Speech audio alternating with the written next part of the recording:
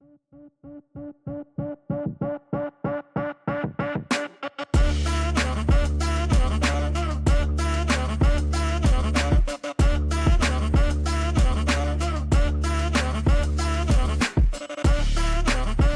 right, welcome back to the Red and Blue Fight Pick Show. I am your host, Blue Bart, joined by my co-host, Red Ray. We are here to break down UFC Vegas 107, Blanchfield versus Barber. But first, we're going to recap UFC Vegas 106, Burns versus Morales.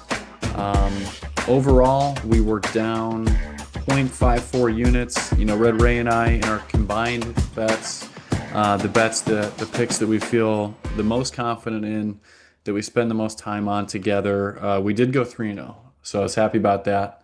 Unfortunately, we got swept in our own bets, both Red Ray and I. So we'll talk about that as we go through the card. But let's start in the women's strawweight division, as we had Tisha Pennington against Luana Pinheiro. This was a part of our 3-unit play.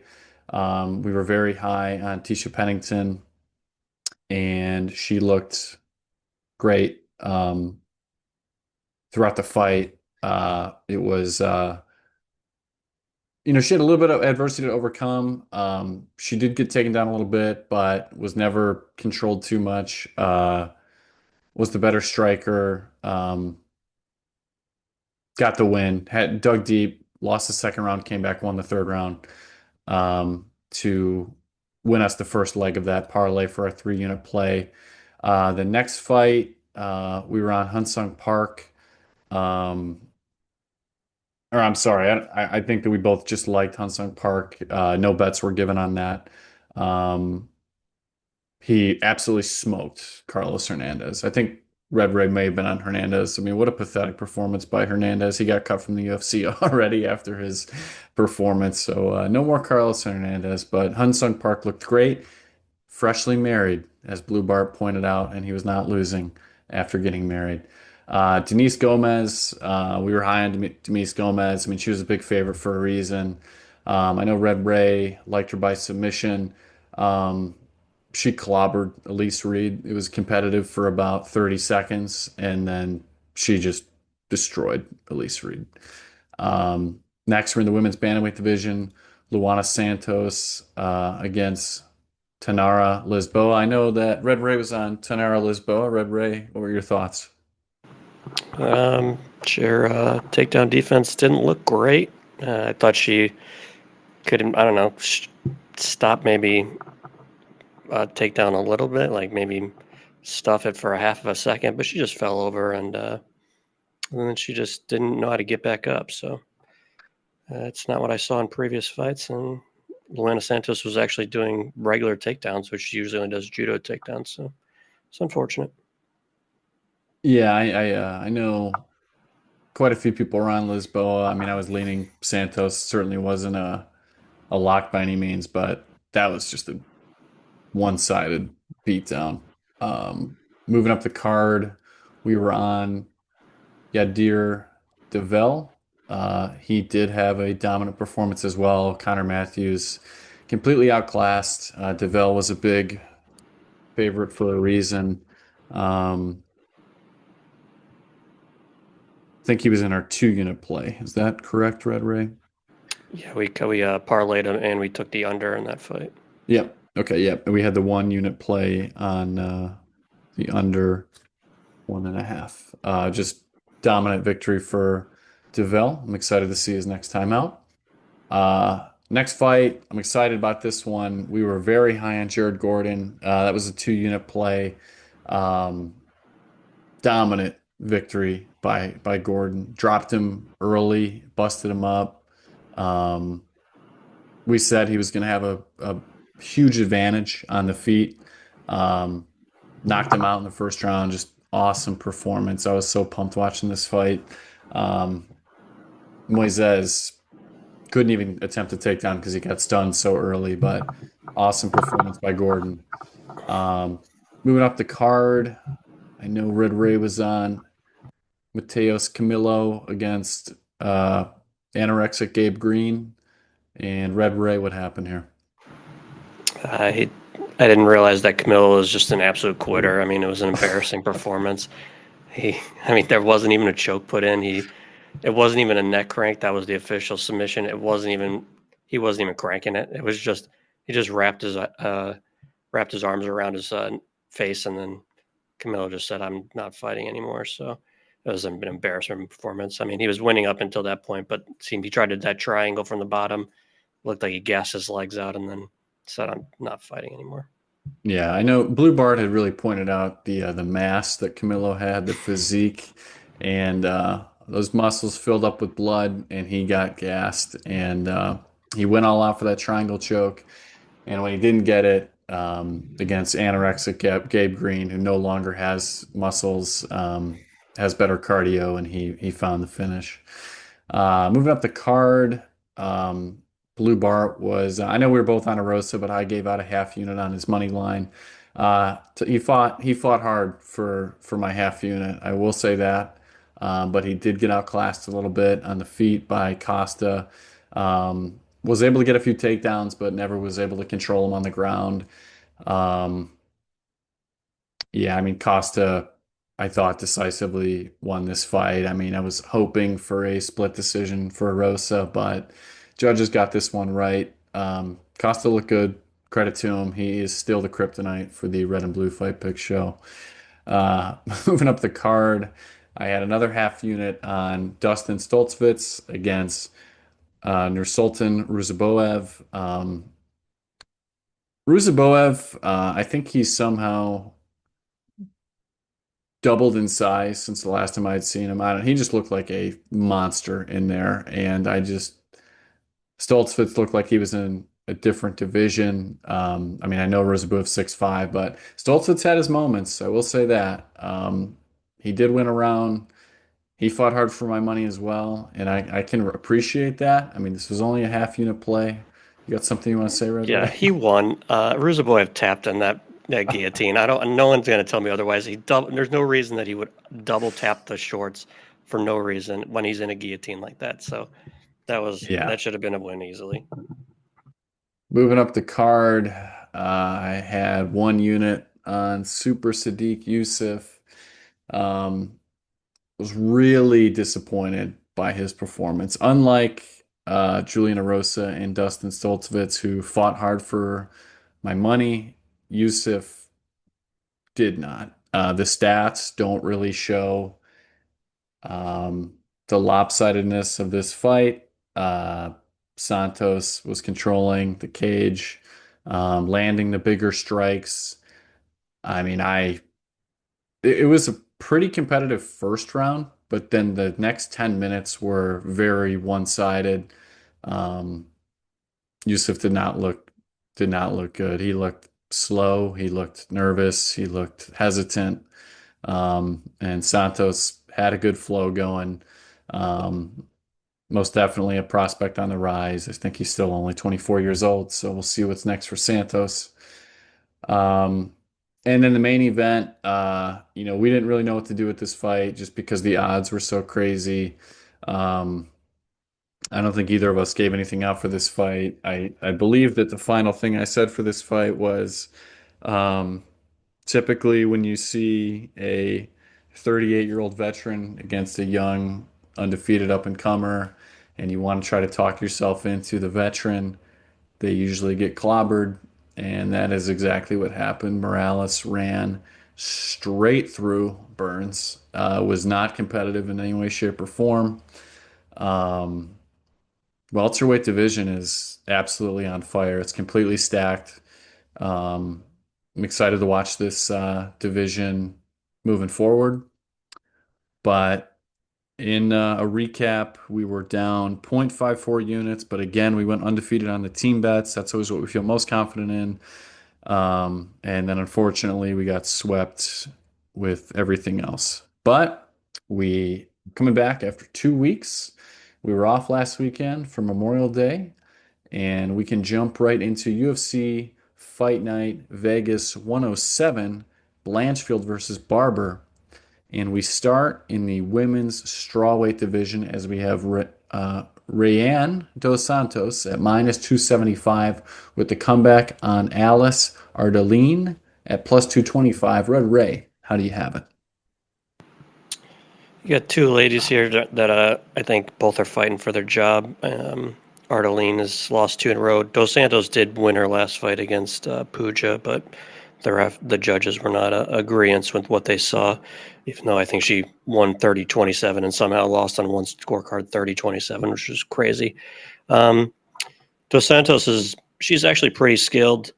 She just is too small for this division. She should be a 105er. I know she added weight before her fight against Puja, but that didn't really. She's still 5'2" and has a 62-inch reach, so she's still going to be much smaller than everybody she fights. Her striking is pretty decent. Her ground, she's a black belt, I believe, in jiu-jitsu. Her takedowns are not great. You got Ardelean on the other side. She's not really good at anything, but she's pretty tough. She's ground. She's got some decent takedowns, but she's not good on the ground. She doesn't really know what she's doing on the ground. I mean, she was holding I think a headlock on Shauna Bannon, and I'm pretty confident she thought she was submitting her with it for about a minute and a half. I think Bannon finally took her back at one point, but she was like squeezing for dear life, and all she had was a side headlock on the ground. It was pretty wild. So, I mean, this is probably just going to be a sloppy fight. I mean, Ardelean plus 3.5 probably is not a terrible play because she might be more physical and the bigger girl. Maybe she gets it in the clinch, maybe steals around. I think Dos Santos is the only one with finishing opportunity here because if they go to the ground at all, I think she could easily submit Ardelean. If she's a blue belt in jiu-jitsu, I'd be surprised. So I'm going to take Dos Santos here, but not confident with either lady here. This might be the least excited I've been for a specific UFC fight all year. I have almost no interest in this fight whatsoever. We have two women in the strawweight division who are both 0-2. While Dos Santos may have won her last fight, you should be beating Puja decisively if you are any somewhat decent. These are probably two of the bottom five women's strawweight fighters on the roster. Um, I have zero belief in either of these women to win this fight. My official pick is going to be on Dos Santos by decision because the over 2.5 is minus 450. And Dos Santos did win her last. She has two split decision losses. So, I mean, she's right there. She is the younger fighter. I think she has a better path to victory with taking her down and looking for a submission.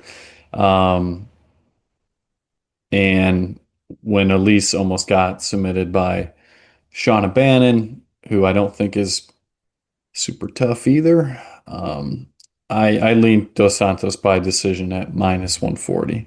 Let's quickly move on up the card as we move to the men's lightweight division as we have Balaji Oki at minus 370 with the comeback on Michael Aswell Jr. at plus 280.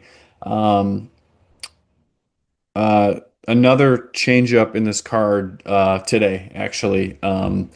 This whole card has seen quite a bit of change that we'll talk about, but most recently this morning, Balaji Oki was supposed to be fighting. Ray, who's he supposed to be fighting? Medeiros. That's right, Michael Medeiros, who fought for our money last time out. That was going to be a good fight. Now you have Michael Aswell, who is taking this fight on 3 days' notice. He's moving up a division. I think he's a decent young prospect at 24 years old. He looked okay on the Contender Series. Went to a split decision against Bogdan Grad, who's looked great in the UFC so far. Did survive a decision to Yader Devel, who we just talked about and won money with last week. But I don't like that you're taking this fight on 3 days' notice up a division against a dangerous guy like Balaji Oki. Balaji Oki could easily be 3-0 in the UFC. His last time out came against Chris Duncan. He was looking great until he wasn't. He got put in a guillotine and put to sleep. The ref didn't even know he was asleep right away. Duncan had to like tell him, "Hey, he's asleep." What I can respect is that he did not tap to a guillotine. He chose to go to sleep. Um, Prior to that, he had a pretty boring fight against Timmy Kawamba. He did get the win, but prior to that, he looked great on the Contender Series, getting the knockout there. I think that Oki is going to be the bigger guy. He's more fight ready this week, fighting a smaller, younger uh, opponent with um, some challenges in this fight in terms of height and reach. Um, and power. I like Oki a lot in this matchup. Um, I did want to point out that Aswell, 0 wins by submission, zero losses by submission. Oki is 1-1. Obviously just got submitted last time out, but then I wanted to see what his submission win was, and he did win by guillotine in 2021 against Hiram Rodriguez. Are you familiar with Hiram Rodriguez, Red? No, I don't. I don't know Hiram. Oh, okay. Well, let me tell you about Hiram Rodriguez. He is 0-16 in his Oh, professional MMA career. Uh, he's 42 years old now. I think he's retired. that's a 0-2 shame. by KO, 0-3 by submission. Overall, 0-16. He never gave up. His nickname is Surrender, which is interesting. But Hmm. so anyway, I think Oki will win by KO. That is my official pick. Red Ray, how do you have it? Yeah, I'm not as impressed with Aswell as you are. Um, Obviously, the fight just got announced either last night or this morning, so crammed a couple of his fights this morning. I did watch the um, his Contender Series fight against Grad, but forgot I blocked it out of my memory. It's been so long, but I'm not impressed. He literally only boxes. He doesn't move his feet at all, and he doesn't punch. He only punches to the head. So it's a pretty real basic skill set that he has. He randomly will like it looks like he attempts takedowns. I'm not really I'm not sure how to even explain it. He just kind of like almost hugs the guy and then just runs him into the cage. Doesn't throw any. I saw this on multiple, at least two of the fights that I watched. He just like hugs him against the cage for a little bit, and when I mean a little bit, I mean less than 10 seconds. Doesn't throw anything, and then just lets him go and goes back into the middle of the cage. Never attempts a takedown. It's a really awkward thing. He's not like any kind of like danger at the moment. It's just a wild. He just does out of nowhere. So I don't know what that's all about. But he does have good takedown defense, though. Most guys try to take him down, and he usually gets right back up or he stuffs the takedown. But I mean, he doesn't have much power either. The last fight, he fought some guy that was not a good striker. They stood pretty much for the whole 15 minutes. I don't know if he hurt the guy at all for the whole 15 minutes. He just has good volume and good cardio. So I'm not really sure if, even though he's taking this fight on short notice, if cardio might be an issue. I know he was supposed to fight middle of June, so it was a 5-rounder. So maybe his cardio is still good, even though he's taking it on 3 days' notice. But like you said, he's going up against a guy that's much bigger. I think Oki's a better striker altogether. I think if it was just a boxing match, he's a better striker, and he's much more powerful. Um, if I don't know, Oki fights in a different way every time. Sometimes he's a counter striker. Sometimes he's a like on the Contender Series, he was very offensive. I think he could probably just be a counter striker again here and still win the fight. Aswell will just keep coming to him, and he can just keep piecing him up. Um, I'm going to lean Oki by KO here. I know the line's not out. It should be a decent line though, as since the fight is supposed to be leaning towards the over. So, but I've never seen Aswell get hurt at all either. But that was at 145. Oki is obviously going to have more power than anybody he's faced before. So, but yeah, I'm pretty confident Oki either by decision or KO. Yeah, and one other thing I wanted to add was Oki was able to take down Duncan twice in only a 3.5 minute fight, and Duncan looked so good in his last fight against Jordan Vukovic. Um, And then Grad was able to take down Aswell 3 of 7 attempts, but as you pointed out, he wasn't able to keep him down. Um, I could see Oki being able to get takedowns. But moving up the card, we go to the men's catchweight division. This fight is at 180 pounds because this is another fight where we have someone stepping up on short notice, which is Trevin Giles took the fight 3 days ago. He's plus 145 with the comeback on Andreas Gustafsson, no relation to Alexander Gustafsson, Don't at ask him that minus either. 175. Don't ask him about it. Hmm. This fight will be at 180 pounds. Red Ray, how do you have it? I think this should be an easy Gustafsson victory here. Giles likes the fights to be pretty. He wants to just stand in the middle of the cage. He wants to jab you. He doesn't want to. He's not trying to finish a fight. He's not trying to grapple or anything. He just wants to jab and keep it in the middle of the cage. It's really the only thing he's good at is jabbing. Doesn't have great cardio at all. He's been finished 6 times now. Gustafsson he's a maniac. I don't think he gets hurt at all. He just like he said he conjures up the powers of his relatives, I believe was the phrase that Laura Sanko said on the Contender Series when he's in the cage. And I mean, the guy he fought on the Contender Series was a pretty quality striker that landed a lot of good, like clean strikes on him. And I mean, Gustafsson acted like he wasn't even being hit at the moment. He just keeps walking forward. I don't even think he tries to take the fight to the ground. He just wants to get into the clinch and beat you up in the clinch. He's got really hard elbows in the clinch. I think he rocked the guy with elbows in the clinch and then finished him with knees. And also, the other guy was absolutely gassed middle of second round, which usually most guys would be in a purely clinch fighting clinch fight. And I don't even think Gustafsson was breathing heavy. He looked fine. So I think he can do this for all 3 rounds if he wants to. I think he's only lost twice, both by decision, and neither of them were. One was a majority decision and one was a split decision. So he hasn't even been unanimously decisioned in a fight. So all of his fights are super close, or else he just destroys people and wins by KO. So I think he's going to do that to Giles here. He's just going to walk through Giles' jab, clinch him up against the cage, beat him up. I think he finishes him in the second or third round. Yeah, overall, we're pretty aligned here. Giles, I know that he still has a full-time job. He's not all in on his MMA career. He's 7-7 in the UFC. He has fought a lot of good guys. I mean, he fought he got knocked out by Carlos Prates. We just saw how good Mike Mallet looked in his last fight. He lost the decision to him. Got submitted by Gabriel Bonfim. He's been in there with the champion Duplessis. Of course, he got knocked out. He beat Roman Dolidze. I think Red Ray would say different. Uh, Barely beat James Krause when James Krause took the fight on 24 hours notice. I thought Krause won that fight. So he's got good experience, but he's not great anywhere. He's been TKO'd 3 times. He's been submitted 3 times. He's pretty low volume.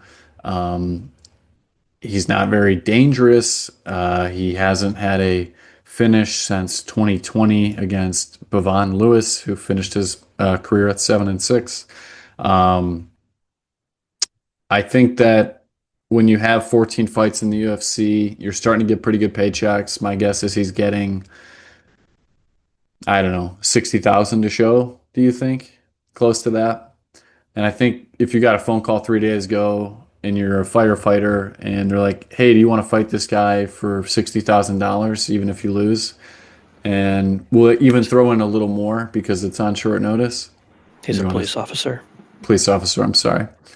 Uh, he's probably like, "Oh, just fight a guy for 70,000? Yeah, that sounds good." Meanwhile, Gustafsson is all in on his career. He looked like an absolute psycho on the Contender Series. Some of the most vicious elbows I've ever seen against a respectable opponent, as you pointed out. His nickname is Bane. I think that's a very accurate nickname. I also like him by knockout at plus 175. We move up the card to the men's lightweight division as we have Kurt Holobaugh at minus or plus 180 with the comeback on Jordan Monkey King Leavitt. We'll start on the Holobaugh side here. This is a guy that Red Ray and I have struggled to be on the right side of. This was the last full season of The Ultimate Fighter that I watched, the McGregor versus Chandler. He looked great on the show. He won the show. He beat Austin Hubbard. I feel like we were leaning on Hubbard in that fight. Were we? No, you were not. Okay. Maybe that was just Blue Bart. I know we liked Hollowball against Trey Ogden. Didn't go well there. I think we were on him against Kruczewski, and he won for us there. And then the last fight against Hernandez was a tough one to call, and it didn't go his way. The problem with Hollowball is if he gets taken down, he just doesn't know how to get up. His defensive wrestling is not great. He has great striking, great hands. His jiu-jitsu actually isn't bad either. It's just he just can't get up. If he gets taken down by anyone with decent wrestling, it's kind of a wrap. I mean, it was a very frustrating to watch him against Trey Ogden, literally just fall right over and just get laid on for the entire round. Hernandez did that to him as well in a competitive fight. Jordan Leavitt hasn't fought since 2023. I was watching on his Instagram talking about he's put 18 months of preparation into this fight. He is a grappler. He does not have good hands. He has 2 KO wins. One was from a knee against a really low-level opponent, and the other came from a slam in his UFC debut. Doesn't have good striking. I mean, this is a classic striker versus grappler matchup, and it just comes down to, is Leavitt's grappling dominant enough? I wouldn't say he's like a high-level wrestler. I would say he is a really good grappler. He did take a submission grappling match last year that he lost. I'm gonna lean Hollowball. I think that he's gonna do more damage. I always talk about that's the number one criteria for judges scoring is damage. I think he most definitely is gonna do more damage. I just worry if he gets taken down quickly, do we see him get laid on for 2 out of the 3 rounds? Leavitt isn't the biggest lightweight, which I think is good for Hollowball. I think like in comparison to Trey Ogden is a much bigger, thicker lightweight than Leavitt. So yeah, I'm gonna lean Hollowball by I think he has a chance to knock him out at plus 525. That's going to be my official pick is Hollowball by knockout because I do think he has power in his hands, and I think he's a significantly better striker. But if we see Leavitt grind out a decision, I wouldn't be shocked in the slightest. Red Ray, how do you have it? Yeah, we're pretty much aligned here. I'm a big Kurt fan. I've hit on I'm pretty much on all those fights I've been on him. I think he's an entertaining fighter. So, like you said, he just has terrible takedown defense and does not even it doesn't even look like he tries to get up a lot of times or get into scrambles, which is, I mean, it's frustrating to watch sometimes. But he's always he's going to battle. I mean, you saw him against Kruczewski if he can get up, which Kruczewski's he is a grappler, but not a wrestler. And he was able to get up against him. And when he's on the feet, he's just walking forward and he's just throwing all the time. He's got good hands. Like you said, doesn't really throw much kicks, but his hands are so good and he's got great volume.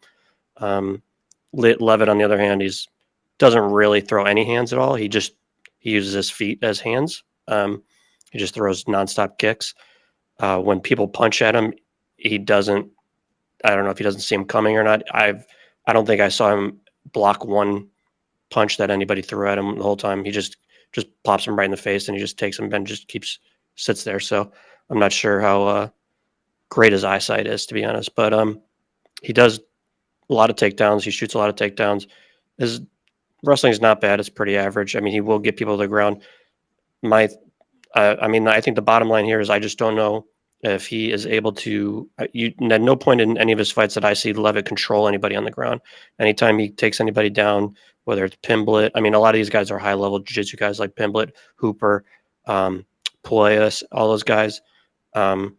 He when he tries to take him down, he gets into immediate scrambles with them, and he seems to lose a lot of the scrambles, which makes sense because he's not. I don't know what his BJJ credentials are, but he just seems to lose every scramble, and then at some point he gets on his back, he stays there for a little bit, and then he usually ends up getting back up. But so if Holobaugh is able to actually get up from these takedowns, then I think he's going to do the more damage on the feet. And I think it could look a lot like his fight against Kushkuski, where he was just doing more damage on the feet and was able to get up from the bottom. So, and I also think if they're going to get into scrambles, like that's how Holobaugh caught Austin Hubbard. He submitted him. I don't think Hubbard had ever been finished before. If he had, it'd been a while. And Holobaugh caught him in a submission via scramble. And I think he caught one other guy on the Ultimate Fighter in a scramble, and he caught him in a submission. So, I mean, I've seen Leavitt get rear naked choke twice in his last 3 fights, and he doesn't really look to even put up a good defense against it, to be honest. And Pimblett had him in a couple of deep rear naked or deep guillotines also. So I wouldn't be surprised if Holobaugh can catch him by submission. So I'm going to lean, like I said, I'm going to lean Holobaugh here. These are usually the fights that I get wrong because I trust somebody to get up and learn takedown defense and get up games, and nobody ever seems to learn. So, but I'll keep going with it. I'll take Holobaugh here. I also wanted to mention his only submission loss came from an armbar when he actually knocked down Shane Burgos, and then got caught in an armbar afterwards. So I mean he has great submission defense. I mean, you pointed out he's a BJJ guy himself, so I think it's just more about the control, like we talked about. But moving up the card, we go to the men's flyweight division as we have Filho at plus 125 of the comeback on Allen, Nascimento at minus 150. Red Ray, how do you have it? This fight's going to be hard to break down just because I feel like Nascimento never fights. So it's hard to really know what you're going to get out of him. It seems like it's similar to like how it's hard to break down Gabe Green last week. He hadn't fought in forever. I think this is Nascimento's been in the UFC for 7 years, has only fought 4 times, hasn't fought in over 2 years now. From the fights that I have seen, he's got okay striking. He kind of circles the cage and lets people kind of stalk him, and he kind of just counters back. No real power. He's got decent takedowns, nothing amazing. And then obviously he's got an elite BJJ game, good top game. Obviously he destroyed Carlos Hernandez last time, but who doesn't? 2 fights ago, Jake Hadley. He did lose to Giles and Bekoff, but he was getting taken down, but he was really throwing a lot of stuff off the back. So even if he gets taken down, he will. He's not like he might not have an issue getting up, but he will be active off the bottom. But he's facing Filho here. Seen Filho 3 times. He also hasn't fought in like a year, so both these guys are coming off long layoffs. Filho's on the feet though. I think Filho is going to be the much more dangerous striker. He just throws bombs. He thinks he's the biggest striker at 135. I don't know if that's true, but he does throw very hard. 15 of his 16 wins are by finish. The only time we saw him lose in the UFC, he lost to Makayev, and honestly, he almost knee barred him in the 3rd round, and it seemed like that kind of gassed him out, and he got rear naked choke shortly after. But he was pretty competitive with Makayev for the first 2.5 rounds. But as I said, he did gas, but he did take that fight on short notice. So I don't know if that's really it seemed like he was pretty active before that. So if he took it on short notice and was still that competitive, I think his gas tank's probably fine for 3 rounds. So I'm going to go Filho here. I just think he's the more dangerous fighter, and I think if Nascimento gets him on the ground, I think Filho's active enough to get back up. He was repeatedly getting back up against Makayev, who's more of a control wrestler than I think Nascimento is. So I think if he can get up against Mokaev, then he can get up against Nascimento. So I just think it's going to be similar to the Holobaugh fight. When they're standing, I think Filho is going to have the more moments, I guess. And then I just think he's not going to be able. I don't think Nascimento is going to do any damage while they're on the ground. I am leaning towards Alan Nascimento. Um, just looking at the Philo side, he did have a nice KO win on the Contender Series against a guy who was undefeated at the time, 7-0, but then he never fought again after that. Took the fight on short notice against Mokaev. He looked pretty good, but ultimately did get finished when he had someone who was offensive grappling against him. He was getting taken down. He did eventually get submitted, and then he had two first round subs against Daniel Perez, who's been submitted 4 times, and Ode Osborne, who's also been submitted 4 times. When you look at Nascimento, he's going to be looking to take you down and submit you. I do think that he is a level, a notch above Filho when it comes to Brazilian Jiu-Jitsu. Has been off for 2 years, which is a concern for me. I know that he was sick back in August. I'm pretty sure these two were supposed to fight back in August, and Nascimento pulled out because he was sick. He did have a competitive split decision loss to Ulanbekov, like you pointed out. He's very good. Did have a split decision loss to Paiva. And then his third loss in 2016 was also a split decision. So he could be on a pretty big win streak here had these decisions gone his way.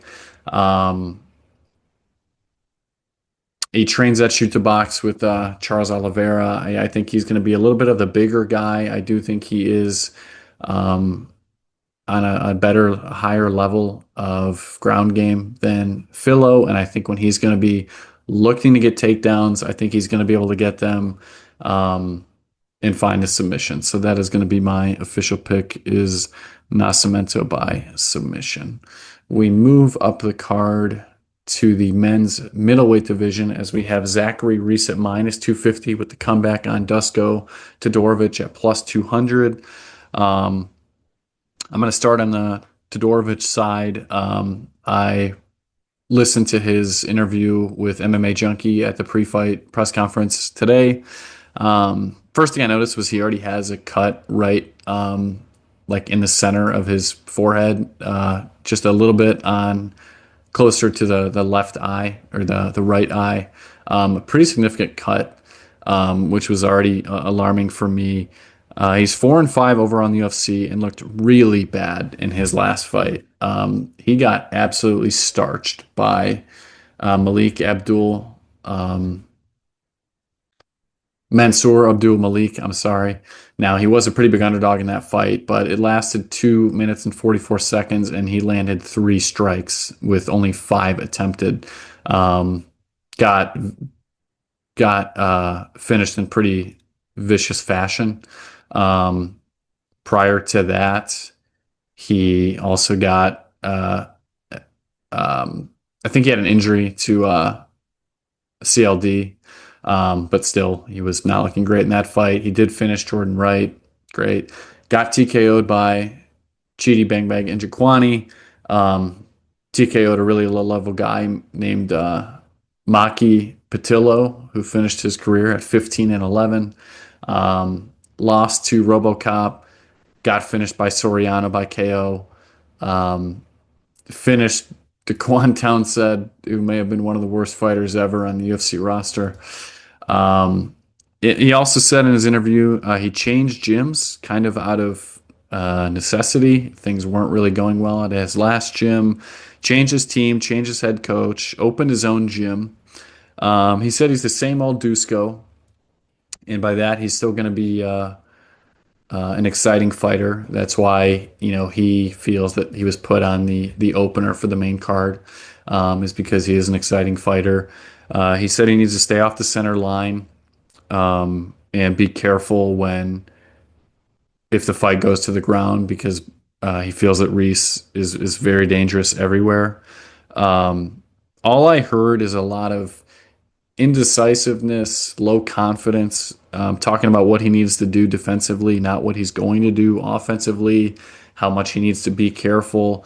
I think he's got other things going on outside of fighting, like opening his own gym, that are becoming more of a priority for him, longevity in his life. And on the other side, I think Zachary Reese has actually been improving quite a bit. I know in his last fight, he did get beat up by Bakoyov, but I was very high on Bakoyov in that fight. That was a short notice fight for Bakoyov. Zachary Reese was supposed to be fighting Cedric Dumas, who we think is absolutely terrible and got cut from the UFC and is back in jail for the 15th time. When you're going from Cedric Dumas to someone who I think could potentially be fighting for a belt one day, certainly could be a top 10, top 5 UFC middleweight on very short notice. I think that that is quite the change when you're going from someone who shouldn't be in the UFC to someone who could be a top 5 UFC fighter at some point. He said he's going to Extreme Couture now. He's training with Sean Strickland, Chris Curtis. He said he's going to be violent. Be violent. He's got a chip on his shoulder. He said he quit nicotine. He made a lifestyle change in that way. I saw a lot of confidence from Zachary Reese, and I didn't see that from Deuce Goff. I like Reese a lot in this spot, especially with Deuce Goff's history of getting finished. My official pick is going to be Zachary Reese by KO. Red Ray, how do you have it? Did Zach Reese have his mullet back, or does he still have his shaved head? Did you notice? He shaved his head, which I was happy to see because that's how I prefer him to look. It doesn't have the aura that I want to hear, but I hate Zach Reese. I'll be honest. I don't like how he fights. I don't think he's any good. His stand up is decent. He's dangerous. He's 6 foot. What is he? 6'4"? Yeah. Yeah. I mean, he's a dangerous guy striking wise. But I think he's a BJJ nerd. He just fights off his back and tries to, like, he's some high-level jiu-jitsu guy. We've seen him, both of his losses have come from him being off his back or trying submissions. He got, when he got finished by Brundage and then finished by Bakoyev. So, I mean, maybe if he fought like a real man, that is 6'4", then I'd be not as down on his skills. Especially when I think Dusko's only real path to victory here is that he's a decent wrestler, and that if he gets on top, he's got pretty solid ground and pound. If it's on the feet, I think Zachary's pretty much dominates there. I don't know if Dusko's chin is as bad as it. I mean, he got absolutely mauled last fight, but he took I don't know how many significant strikes Mansour landed, but it seemed like 55 just as hard as can be to the head, and he never knocked him out. Finally, I think Dusko probably broke a face bone. I'm not sure. He just finally covered up and the ref stopped it. But so I don't know if his chin's as bad as everyone makes it out to be. But I just don't think he's very talented. So I think you can guarantee that this fight's not going to go the distance. I think one of these guys is going to finish the other. I do think Zach Reese is more talented than Dusko and has more paths to victory. So I'll lean Zach Reese probably by KO, but he could win by sub also. Okay, moving up the card, we go to the women's bantamweight division as we have Ketlin Vieira at plus 105 with the comeback on Macy Chiasson at minus 125. Red Ray, how do you have it? Well, this should be a pretty competitive fight. I think these girls are ranked 3 and 5. I know Vieira lost her last fight against Kayla Harrison, but she didn't get mauled by Harrison. She just got pretty much controlled against the cage most of the time. She's got good takedown defense. She's a good boxer when she's allowed to be in the middle of the cage. She's got good power. She will go to the ground against lesser girls that just have no ground game. I think Pani Kainzat, I think that what's her name. She just took her to the ground and just controlled her for 3 rounds. She will get she does it seems like she likes to get into like a tit for tat type of thing where I know against Raquel Pennington, she would throw and it seemed like she was landing the better shots, and then Pennington would throw back, and then finally Pennington turned up the volume, and then she just didn't have another gear. It seems like she just kind of coasts. while she stands up. So I think that can be an issue here because Macy is not a coaster. She is very high volume. Her last fight against Mar Bueno, she was losing. I thought she got pretty easily beaten in the first round, but then she just started turning it up and started getting in the clinch, just started getting nasty with Morrow. And we've seen her quit before, and she didn't really quit here, but she got taken down, and then she just landed a huge elbow and split this disgusting cut above her eye. I think Macy should be on a 4-fight winning streak if I'm not sure, but she got that up kick to her stomach by Irene Aldana, so she was easily winning that fight. And I just think she's getting a lot better. Her stand-up is getting a little bit better.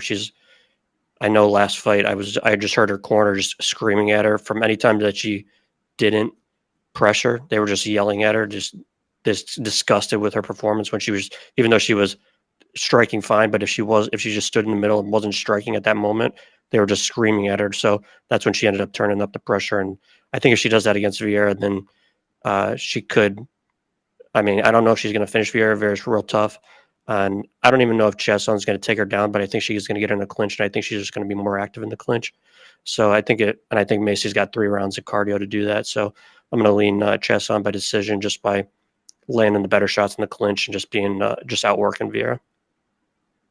Yep, very much aligned in this fight. Vieira is pretty big on control. She's not as big on the damage. And once again, damage #1 criteria.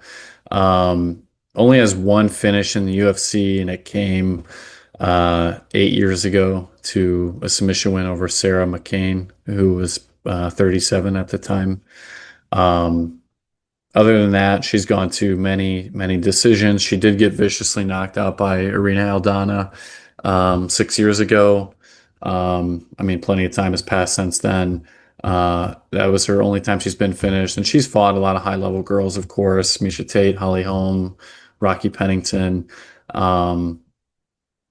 Most recently, the loss to Kayla Harrison, and then did beat Panay Kanedzed by decision, but that's someone that Chiasson beat by submission twice.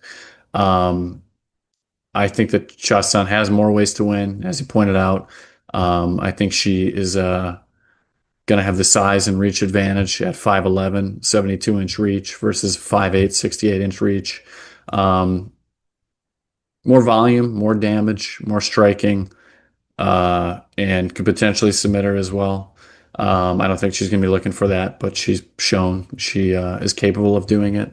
I do think she's gotten better as she's been in the UFC. You pointed out she was dominating that Aldana fight before taking a very strange heel kick to the liver, I suppose, that just shut her down. And then looked awesome against Mayra Bueno Silva. I was very high on her against Mayra Bueno Silva. Yeah, I'm going to lean Chiasson as well. I have her by decision at plus 125. We move up the card to the men's light heavyweight division as we have Dustin Jacoby at minus 200 with a comeback on Bruno Lopes at plus 170. I think this is a big step down in competition for Dustin Jacoby. He just is coming off an awesome knockout win against Victor Petrino. Prior to that, he had a reckless performance against Dominic Reyes. I think if that fight were to happen again, he'd be very alive in that fight. I thought he beat Alonzo Menafield, knocked out Kennedy Njokuani, lost a competitive fight to Azamat. I thought he clearly beat Khalil Rountree, and then he was on a huge win streak. Prior to that, he's fought guys like Azrael Adesanya and Alex Pereira in kickboxing matches. He is a very high-level kickboxer. He's a very athletic guy, even still at 37 years old. He's got good takedown defense. I'm not saying it's lights out, like there's no chance you're going to take him down, but it is above average takedown defense. He's a big frame, 6'3", 76-inch reach, with his opponent Bruno Lopes is 2-1 so far in the UFC. He got knocked out by Ribeiro on his first fight in the Contender Series. Came back and knocked out Mikhail Shazzini, who never fought again after that. And then he was a pretty big dog in his last fight to Magomed. Uh, oh boy, Magomed Gadji Yuslav. He was plus 230 in that fight and was actually able to take him down 5 times and have 9 minutes of control. Clearly didn't want to strike with him, but I am confident that Jacoby's athleticism and overall good takedown defense will be enough to keep him safe in that regard. I think he's much vastly superior striker. Talked about all the kickboxing experience. I think Jacoby's going to knock him out here. The only thing that I don't love is I read that Jacoby's not excited this fight's in the Apex. When he signed the fight, he didn't know it was in the Apex. He likes to be in front of the crowd, so he's a little disappointed by that. Not the end of the world. We know Jacoby can be pretty low volume. He likes to really set up his strikes, which is what we saw in the last fight. I think he's going to pick him apart and could find a KO in rounds 2 or 3. My official pick is going to be Jacoby by KO at plus 170. Red Ray, how do you have it? Yeah, this is another guy who I don't think is good at all. I think Bruno Lopes is bad. I don't understand why Jacoby's even taking this fight. After knocking out Petrino, I don't understand. They couldn't find him a better opponent than this. I think I've seen Lopes a couple times now. He's very slow on the feet. He gets hit a lot. And Dana White, the second time, I mean, he got knocked out by Ribeiro the first time. Second time, he was getting beaten up. I think he was a huge favorite in that one. And he was getting beaten up, and I think he got rocked in the first round. The other guy just get death gas in the second round, and he was able to finish him. But and then against Magomed last fight, he didn't want any part of the stand-up, and then so he just started basically just clinching against the cage. I don't know. He might have gotten takedowns, but had no control. I don't think he has good takedowns. I don't think he's got a good ground game. He has 4 subs, but they're against low-level regional guys. Jacoby's obviously. I think 2 years ago, Jacoby might have been like a minus 1,000 in this fight. Obviously, he's had a couple of been knocked out and a couple of losses since. His chin seems to be maybe going a little bit. I know he's been rocked. He got knocked out by I can't think of it. Yeah, Dominic Reyes, and then he did get rocked a couple of times by Petrino, but Petrino hits way faster, way more athletic than Lopes is, and he was able to survive against against Petrino. It wasn't like he was knocked down or anything. He just kind of got a little rocked on the feet, but so his chin's probably. I mean, he's getting old, but I thought he still looked good against Petrino. He was moving well on the feet. He was jabbing a lot. The announcers made it seem like he wasn't throwing any strikes, but I think he rocked Petrino like 2 times before he ended up knocking him out. Seemed like he was hitting him pretty much anytime he threw, and then just timed that straight right perfectly.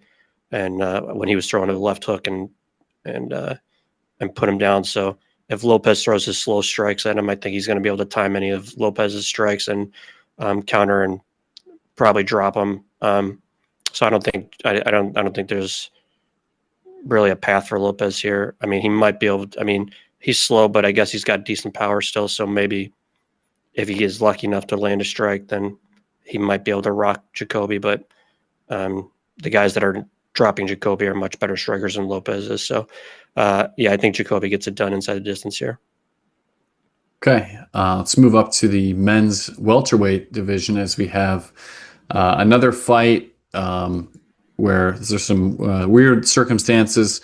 We have Billy Ray Goff was supposed to fight an Asian man, Ko, C-Duck Ko, I think his name is. And Ramis Brahimaj was supposed to be fighting. Don't remember. I'll figure that out. They were whoever they are, they're fighting each other, I think, in 2 weeks. Yeah.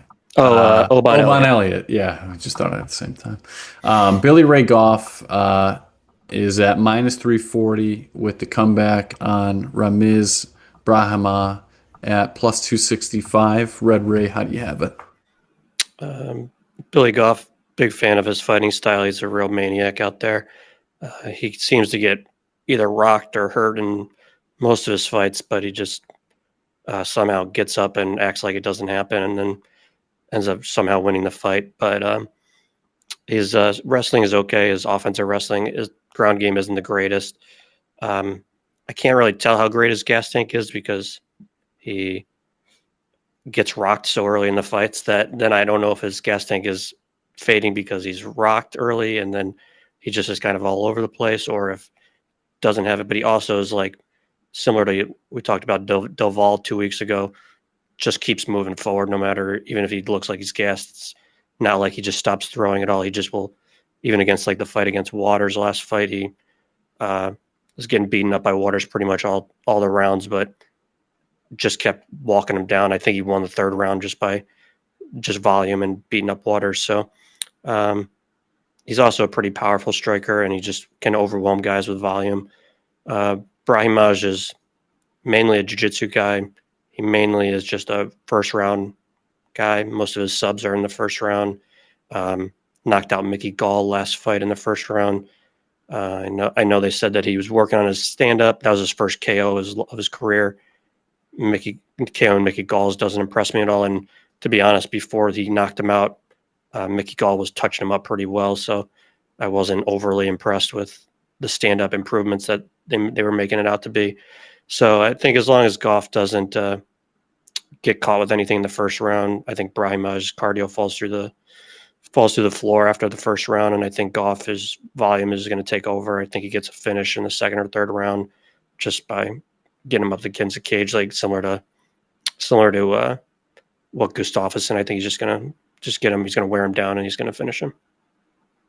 Yeah, I would have been on Billy Ray Goff against Ko, and I would have been on Oban Elliott against Ramis Brahima. Um, I think Billy Ray Goff is a talented young prospect. He did lose his last fight, but that was a really tough matchup for him against Trey Waters, who's 6'5", fighting at welterweight. Um, and I believe there was a couple opponent changes leading up to that fight as well. He said he's been trying to get a fight now for a while. Since August, he's been trying to get a fight, and some fights have fallen through.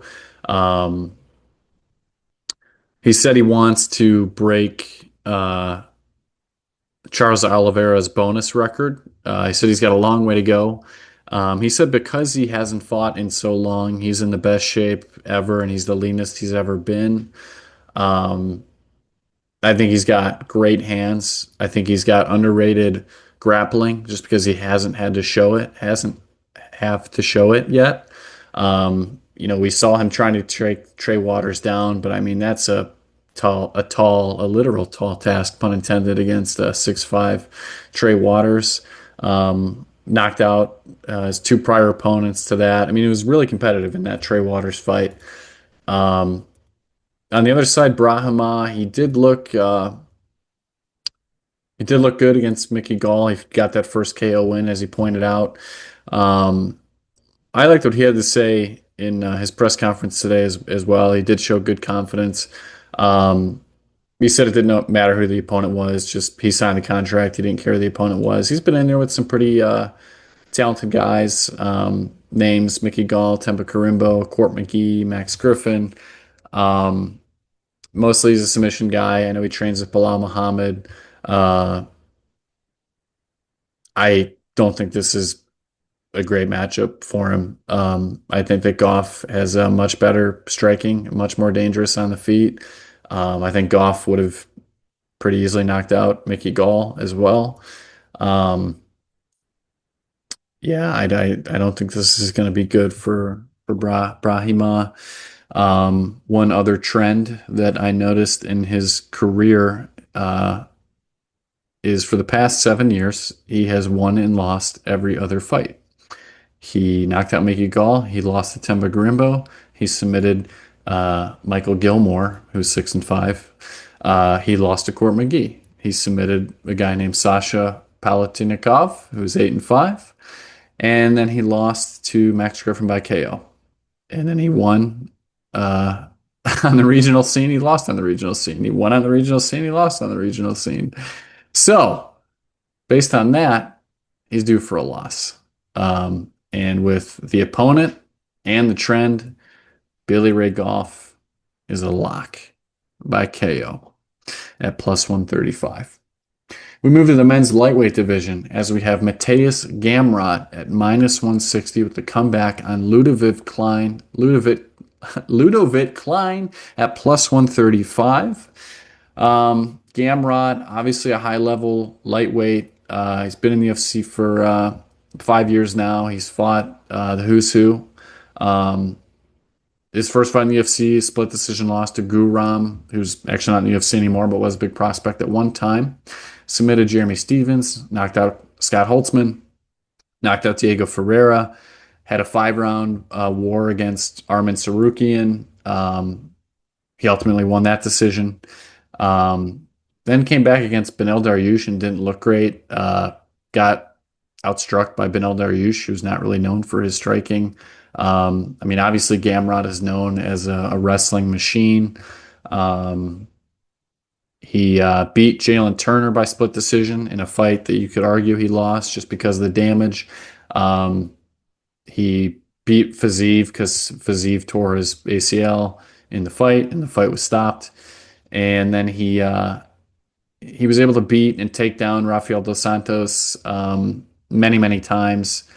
And then most recently, the split decision lost to Dan Hooker last summer. Definitely was taking more damage. I mean, he was getting takedowns. He's always live to get takedowns. He's always attempting 12 plus takedowns a fight, and he's likely to get half of them. I don't think Dan Hooker is known as a great takedown defense guy, but he showed it was improved. Gamrot gets dropped by everybody. He got dropped by Hooker. He got dropped by Dos Anjos. He got dropped by Turner. He got dropped by Dariush. He got dropped by Guram. He gets dropped by everybody. He's still never been finished. 8-0 by KO, 5-0 by submission. The cardio tends to fade as the fight goes on because of the relentless takedown attempts. He's 34 years old. He said he wants to stay active. He's fighting down in terms of rankings, but what was important to him was staying active. Ludovic Klein is known for good takedown defense, and Gamrot said he wants to break his takedown defense record that Klein has right now. On the other side, Klein is on a big win streak in the UFC. He's won 6 straight. He's looked good most recently, but not the highest level of competition, nowhere near the level of competition that Gamrot has fought. A win against Roosevelt Roberts doesn't do much for me. A decisive, dominant win against Thiago Moises. I do like this win, mostly because we know Moises is a guy that's trying to take you down. And Gamrot's going to try to do the same thing.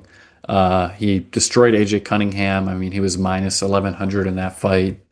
And then he did have a nice win against Bahamundes. And we saw how good Bahamundes looked in his last fight. Same thing with Mason Jones. Beat Mason Jones. We saw how great he looked a couple weeks ago against Jeremy Stevens. Klein is in his prime. He's only 5'7", but he does have good takedown defense. And I think he's going to be able to do more damage. And for that reason, I am leaning towards Klein. I'm going to credit to Gamrot of being undefeated when it comes to being finished. We haven't seen Klein getting a ton of finishes lately, although Klein did say he wants to, he's predicting a first-round KO. We hear guys say that all the time, though, but he wants to be the first guy to finish Gamrot. I don't think he's going to. I'm going to lean him by decision. I think that he can stuff enough takedowns and win more of the trades on the feet. Klein by decision is my official pick. Red Ray, how do you have it? Yeah, we're pretty aligned here. I think Gamrot wants to act like he fights like Merab, but he doesn't have the gas tank to fight like Merab. Anytime Gamrot gets any kind of like somebody that's going to stuff his takedowns or make him work for takedowns, he gasses. He gassed last fight against Hooker. He gassed against Dariush, gassed against Turner, and then his takedowns get real sloppy, and that's usually when the other guys start beating him up. He also takes a lot of breaks. You can tell when he'll shoot for a lot of takedowns, and then if a guy gets up or something, and like Marabu would just go right in back for another takedown, Gamrot will stand and strike for a little bit, and then he'll get beaten up in that striking exchange because he's not a good striker. So obviously that's his path is the takedowns, and you know what he's going to do. So it's really just if you think Klein's going to stuff the takedowns or not. And I just think, I mean, we haven't seen Klein against any kind of high level competition, but anytime you do see him, he's doing all the right things to make you think that he is going to be able to stuff the takedowns, or at least I'm sure Gamrot's going to get takedowns, but I just think Klein's, I mean, he's a real, like you said, he's 5'7", he's a ball muscle. I think he's going to be able to get I think he's going to be strong enough to stand back up. He's not going to get, even Gamrot, when he takes people down, like Dos Anjos, doesn't have the greatest takedown defense at this point in his career. Took him down 11 times. So if you take down a guy 11 times, that means he got up 10 times. So he doesn't have very good control. You don't see Gamrot finish people on the ground anymore. I think he has 4 finishes in his UFC career. 2 of them were by injury. So he really only has 2 finishes, and I think they were in 2 of his first 3 fights. So it's probably going to go to decision here. I don't think Klein's going to finish Gamrot. The punch that Dariush landed on Gamrot was one of the hardest punches I've ever seen someone get hit with, and Gamrot did get dropped, but he didn't get knocked out. So I don't know if anyone can really knock Gamrot out. It seems like he just gets rocked and then he's immediately okay, but before he even hits the ground. So I don't think Klein's going to finish him. I just think it's going to be similar to the Holobaugh fight. I think when it's standing, Klein's going to do much more damage. He's going to get taken down, but he's just got to get up and not get just got to limit Gamrot's success on the takedowns, I guess. And I think he will be able to do that. We've never seen Klein get anyone shoot a bunch of takedowns on him. So I don't know how well his cardio is going to hold up, but even if it doesn't, I don't think Gamrot has unbelievable cardio either. So I don't think it's going to be a big issue if he gets a little gassed in the third round or so. So yeah, I'm going to go Klein by decision here. Okay, we move to the main event of the night. We're in the women's flyweight division as we have Erin Blanchfield at -250 with the comeback on Macy Barber at +200. Red Ray, how do you have it? I'm not a big fan of either of these ladies, so this is a very unbiased fight pick I'm going to give you here. Macy, I think, is she's have a lot of injury issues. She's only fought, I think, 3 times in the last 3 years, so once a year basically. The last fight against Chookagian, I thought her stand-up looked worse than usual. So I don't know if it was the fact that Chookagian kind of gives people issues because she's tall and long, but it looked like Barber was just throwing haymakers, wasn't really setting up any of her strikes. Against 2 fights ago against Andrea Lee, I thought her striking looked a lot better, but then she was also getting taken down against Andrea Lee. So it's hard to really know what Macy you're going to get. She has heavy hands. You saw that against Hebas. She knocked Hebas out. Most of the things she throws are with Early stoppage. No, really. I mean, you know, Hebas was going to. I mean, she was almost there. She was almost. I mean, she almost died. But if she would have been able to get through, who knows what happened? She was losing the Hebas fight before that, though. So she got taken down multiple times there. I don't think Barber's very good on the ground, especially against Andrea Lee. I know that fight was at this point 3 years ago. She was doing a lot of things on the ground that weren't very technical. I don't think Andrea Lee's a very top-notch jiu-jitsu girl, and she was controlling her. I thought Andrea Lee won that fight, but she lost by decision there. But Barber's main game plan also is she wants to get in the clinch, and she will take people down and do damage there, but she wants to kind of beat you up in the clinch. That's going to be not an option here. I don't think she's going to want to get anywhere near Blanchfield, to be honest. I also don't know how good Barber's cardio is. She's never been in a 5-round fight unless she was on the regional scene at some point, but nothing in the UFC. She usually she pushes through, but I see there's times like, especially against like Chukagian, she almost like took off the second round. Um, she, so I don't know if her cardio is, I don't know if she has 5 rounds of cardio and she doesn't fight enough for you to really know about it. So Blanchfield on the other side, I thought her striking did look a lot better against Rose last fight. 2 fights ago against Fior, every time she tried to enter, her hands were she would move in to enter first before she would strike, and then Fior would just immediately pop her right in the face every single time. Looked like she kind of worked on that against Rose. She was throwing before she would move in to enter, which was so that is improvement. But she's still slow and awkward on the feet. She still will get hit. She has high volume though, so and she doesn't really care if you hit her. To be honest, she just keeps walking forward, which I do, and I'm impressed by. So her takedown entries I think, are pretty decent, but she doesn't know how to finish any of her takedowns. Or I think I don't know what her takedown percentage is off the top of my head, but it's not great. Um, but so hopefully she's like working on that because she does get in on the takedowns a lot of times, but she just doesn't finish them. So, but you can tell like her BJJ is so much on a higher level than most girls in the division. You could just tell by how Rose fought her last fight against Rose. I mean, Rose fought Hebos, who's also a black belt, and she had no problem going to the ground with Hebos. She was voluntarily going to the ground with takedowns against Hebos. Um, Rose wanted absolutely nothing to do with the takedowns against Blanchfield. And then when Blanchfield did get on top, it was just like Rose was just trying to hold on for dear life. And we know Rose is a pretty high level jiu-jitsu girl. So I think if Erin gets on the ground here against Barber, if Barber hasn't made some kind of wild strides, that she's probably going to get a submission here.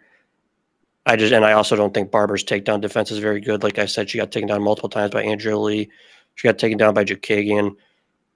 And while I don't think Blanchfield's takedowns are very good, I just think that at some point she's going to get in on one and take her down. I think Rose has better takedown defense than Barber, and she took down Rose twice. So, and I also think, but I think with like you saw last fight, she lost the first 2 rounds against Rose, and then was just Rose couldn't even handle her pressure, and Rose has been in a multitude of 5-round fights. We know she doesn't have cardio issues. So if Rose couldn't handle her pressure, I don't know how Barber's going to handle her pressure either. So I think unless Barber somehow gets a knockdown with one of her haymakers, I don't know what her path to victory is here. And I think Blanchfield she could win on the feet, which is volume. She's going to throw 2 to 3 times more strikes than Barber's going to throw. And if she gets it to the ground, it's going to be a black belt versus a blue belt. So I'm high on Blanchfield. The money line is guaranteed play, and I think she gets a late 3rd, 4th, 5th round submission. So that's my play there. Well, Red Ray was foreshadowing that he is unbiased in this fight. That is because he knows that I am very biased in this fight, as I love Erin Blanchfield, and I don't like Macy Barber. But putting my bias to the side, I think this is a great matchup for Blanchfield. I've been looking forward to talking about this literally all day. But Barber didn't look good against Caitlin Chukagian. She had a nice finish against Hebos in a competitive fight. She won a split decision to Andrea Lee and got taken down at will. She barely beat Jessica Ai. She couldn't finish Montella De La Rosa. She, in my opinion, clearly lost the split decision to Miranda Maverick, and somehow they gave it to her.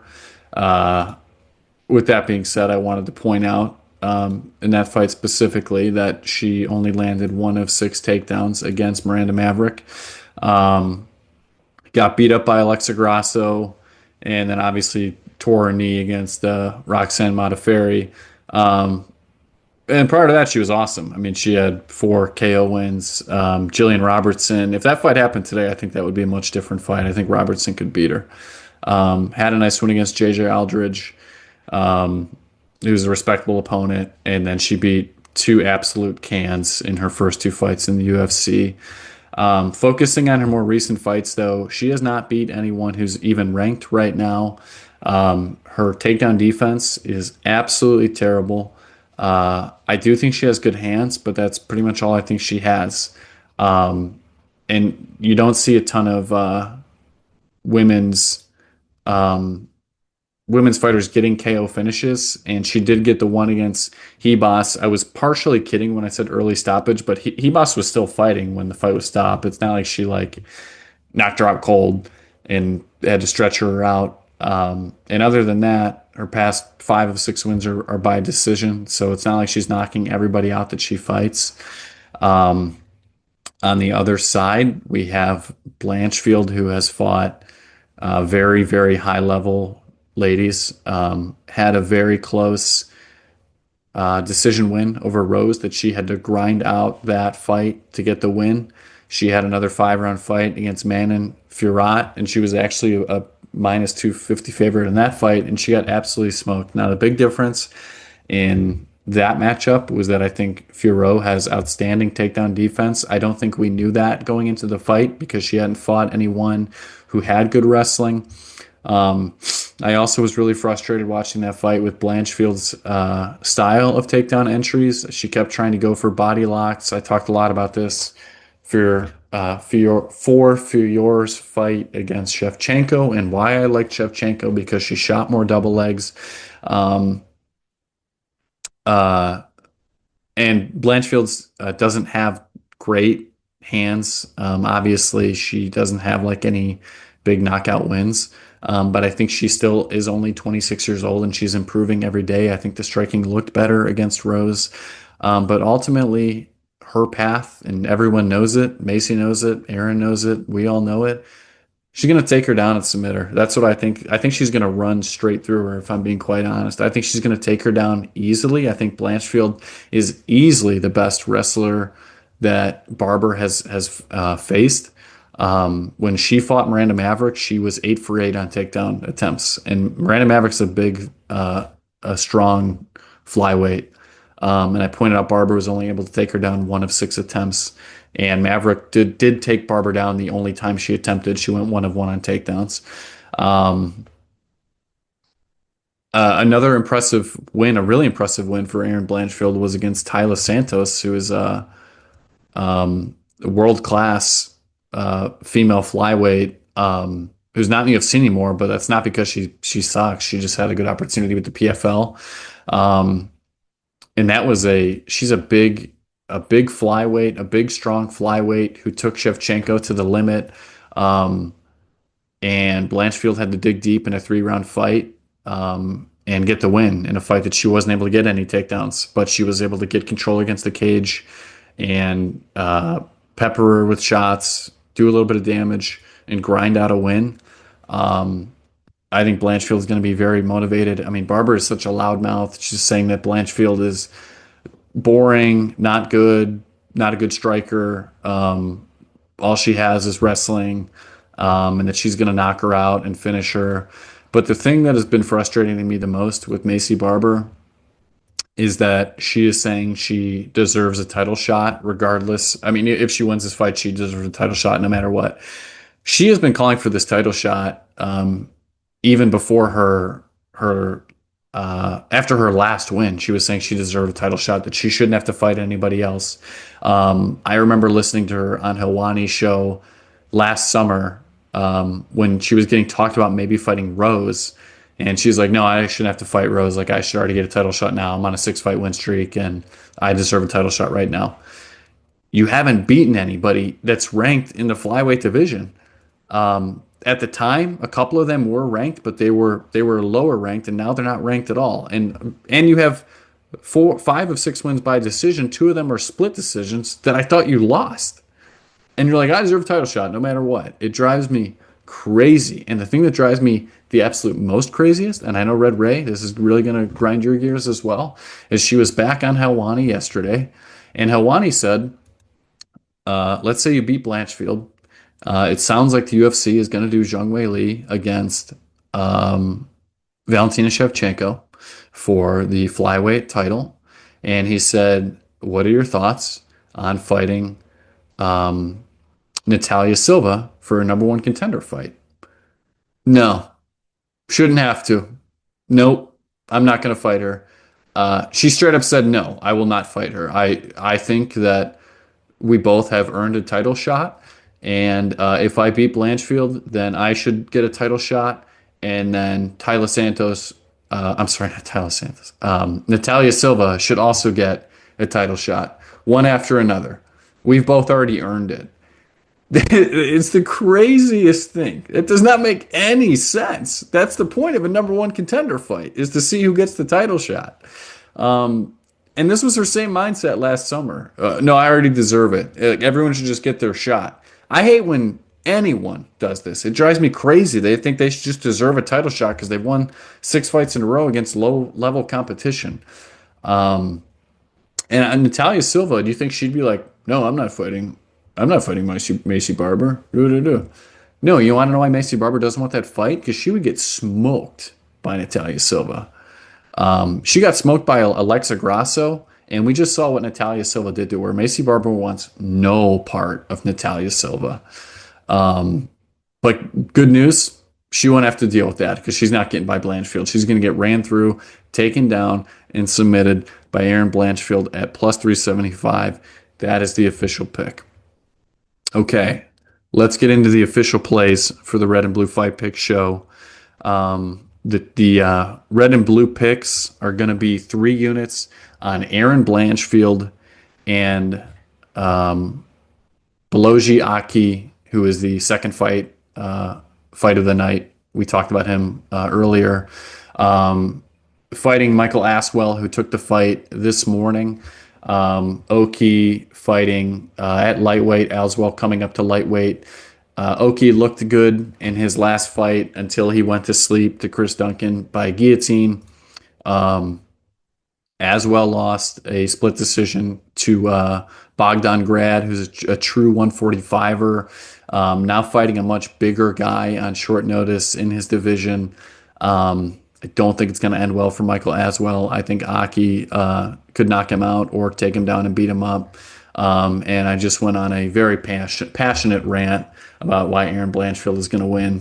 And Red Ray and I are in agreement there. It's going to be 3 units with the parlay coming to minus 123. We then are going to do 2 units on Dustin Jacoby. We both talked about how we think this is a big step down in competition for Jacoby, how we think he's going to pick apart Bruno Lopes and knock him out. We both predicted Jacoby by knockout. We're just going to do his money line along with Billy Ray Goff, who we also just talked about. Significantly better hands. Brahimaj, more of a submission guy. Billy Ray Goff, a young prospect with better hands. We think he's going to knock out Brahimaj. And most importantly, as I pointed out, Brahimaj wins and loses every other fight, and it's time for a loss.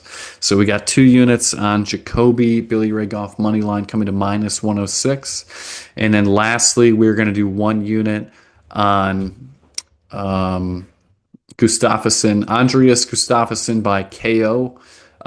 We talked about he is a psychomaniac, Bane killer, who's fully committed to the game, fighting Trevin Giles, who's taking this fight 3 days ago, so taking it on less than a week's notice. Is coming off of 3 straight losses, including a knockout loss to Carlos Prates.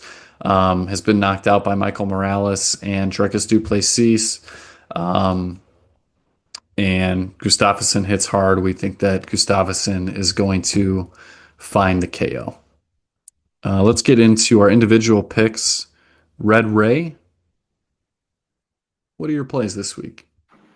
I'm going to have 4 plays this week. We'll start with Erin Blanchfield. I'm going to play her by sub. Put 0.75 units on that. It's plus 380, 375, depending on which book you use.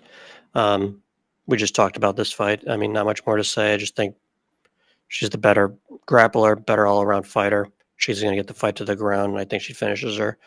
My next play is going to be Dustin Jacoby. I got a unit on him by KO. It's at plus 165.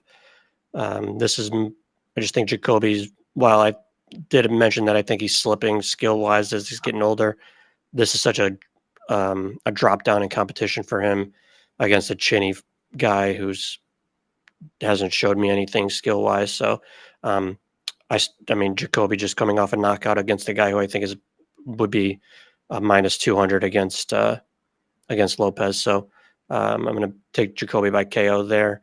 And have a unit on Billy Ray Goff by KO. Mentioned this earlier. I think as long as he survives the first round against Brahimaj, I think Brahimaj slows down and Goff does not slow down his volume. I think he's just going to take over and finish him there. And I'm going to sneak in a little quarter unit on Rayon dos Santos by sub. It's plus 450. This is mostly a fade on Ardelean. I just think Ardelean has no grappling, and she will take the fight to the ground. And I think Dos Santos is a high-level grappler when she gets there. So I think if Sean O'Bannon can threaten multiple submissions, then Dos Santos should have no issue. Just mentioned, if not one of my plays because it's not out yet, but Blagioki by KO, I think that should be considered a play. It would be one of my plays if the line is out right now, but it should be a decent number since the books have it to go to the decision. So just a thought if you see that before the fight happens. Okay. With my 3 units, I am doing 2 plays. I'm going to do 2.4 units on Zachary Reese by KO at minus 120. I talked a lot about the confidence, the chip on his shoulder, the change in camps, training with Extreme Couture now with Sean Strickland and Chris Curtis. He says he's leveled up. He's going to be violent. And Dusko has been KO'd in 4 of his 5 losses in the UFC. Most recently got absolutely destroyed in his last fight. I feel like he has things going outside of his own personal fighting career that he's turning the page towards. And he didn't show a lot of confidence. He says he's going to be the same old Dusko. Talked about what he needs to do defensively, not what he's going to do offensively. I think Reese is going to knock him out in the first round. I'm going to do 2.4 units on Zach Reese by KO at minus 120. And then I'm going to take my remaining 0.6 units and do a little plus 3.5 parlay first, plus 3.5 on Kurt Holobaugh. Again, damage. Number one criteria. Kurt Holobaugh is certainly capable of doing a lot of damage. He's going to be a vastly superior striker. I think he could knock out Jordan Leavitt. That was my official prediction. Leavitt, a guy who's going to be looking for the takedowns and control, doesn't have good hands. I think Holobaugh will not get finished in this fight. I do think there's potential for him to get grinded out and lose a decision. We've seen that happen to him before. I don't think that will happen every single round. I'm confident he can win at least one round, if not knock him out altogether. So the plus 3.5 is minus 150, and I'm combining that with Ludovic Klein at plus 3.5 at minus 220.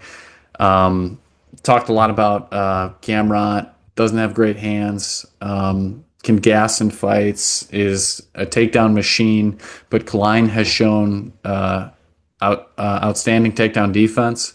I think this is very similar to the Holobaugh Leavitt matchup, striker versus grappler. I think Klein will do more than enough damage in at least one round, if not win the fight altogether. I picked him by decision as my official pick.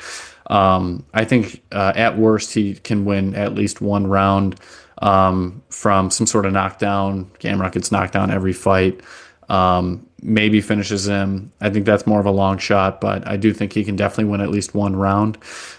These plus 3.5s together come to plus 150, and I've taken my remaining 0.6 units on that. So as usual, 6 units, red and blue, 3 units to Red Ray, 3 units to Blue Bart. We're still up 9.15 units on the year. Been doing this for a couple months now. So if you bet $100 on every unit that we've given out, you'd be up $900. And I'm excited for this card. I mean, it certainly isn't the most stacked card of all time, by any means. I'm also not gonna say this is an underrated card. I think it is properly rated as not great, but we find ways to watch it. We find ways to cheer for it. We find ways to win it. Until then, we'll be back next week for the pay-per-view. We have 2 bantamweight title fights. Juliana Pena defending against Kayla Harrison, and the rematch of Merab Dvalishvili against Sean O'Malley 2. Looking forward to breaking that down next week. Until then, have a good weekend, good luck, and we'll see you next week.